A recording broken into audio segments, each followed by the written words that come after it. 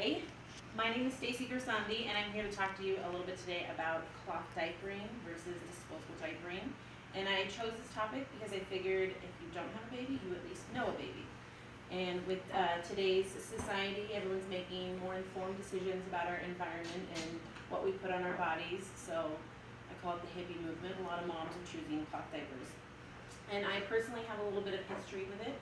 I have 4 children that I had very close together, and anything that was time efficient was energy efficient. So I just slapped a disposable diaper on them and they were good to go. But I noticed with my oldest son, he has really sensitive skin, so he would get these rashes. So we'd go through this cycle of a month of a rash, and then a friend suggested, well, try cloth diapers. I said, okay, anything will help. So the rash would clear up within about a week, and then we'd go back to the rash once I went to disposable. And I never caught on to the fact that the cloth diapers were clearing up the rash. I just figured, oh, it's easy. And then my other 2 kids, they didn't have sensitive skin, so I didn't think about it. And my daughter, who's about 2 years behind my 3rd son, I had a little bit more time to make an informed decision, so I did more research, and I found that cloth diapering was something that I wanted to do. So a little bit of history about cloth diapering. Diapering in general has been in the United States since the late 1800s. Disposable diapers were not around until the late 1950s, and even then they were a luxury that was too expensive and they were rare to see. They didn't become popular until the 1980s, so depending on how old you are, you probably were in cloth diapers yourself. Let's see. So as far as the environment goes, each year there's enough disposable diapers used to wrap around the globe 90 times, and it makes up about 2% of our US landfills. And so it's kind of disgusting to think about, but it's the old adage that out of sight, out of mind. Clean your baby up, you throw it away, you don't think about it. You don't think about it sitting in a landfill creating this mess. So the cost, disposable diapers can cost anywhere from $70 a month to $750 a year to about $2,000 in a lifetime and a baby's in diapers. Whereas cloth diapers, it's about $20 a diaper and a total of about $450 the entire time a baby's in diapers.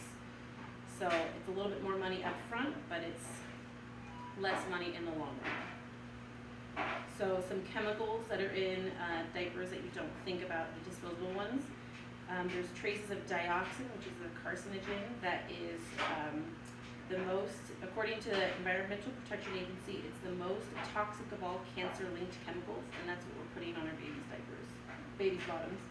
And there's also the sodium polyacrylate, which is what turns the diaper into the gel-like substance when it gets wet.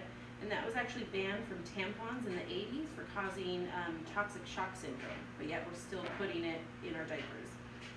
And whereas cloth diapers, the most common ingredient is cotton. It's cheap, it's found everywhere. Some other options are bamboo and hemp, which are naturally resistant to bacterial growth. They're a little bit more pricey, but they're super absorbent. And wool is another one. So some benefits to cloth diapering are easy potty training. My daughter was fully potty trained by a year and a half, whereas my boys didn't potty train until about 3 years old. Some drawbacks, however, are the fact that when you're out and about, you have to carry around a soiled diaper. And you kind of just get used to that fact, because when you have kids, you have soiled anything anyway, so it doesn't really, you get used to it. And so I have a demonstration here. I only have one visual aid. This is one of the reasons why I chose cloth diapering, is I saw this print online and it created some interest in me. Anyway, this is called the pocket diaper. And for obvious reasons, there's a pocket and inside. This is a bamboo liner. This is what absorbs the urine. At night, you double up with 2 of these to make it a little bit more absorbent.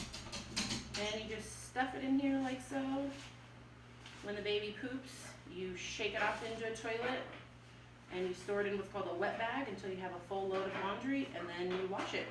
And these are good. This one lasted me about 2 years. So, and there's no stains or anything. So if I've informed anyone just to make a little bit more of an educated decision on what to put on your baby's bottom, then I've done my job. And that's it.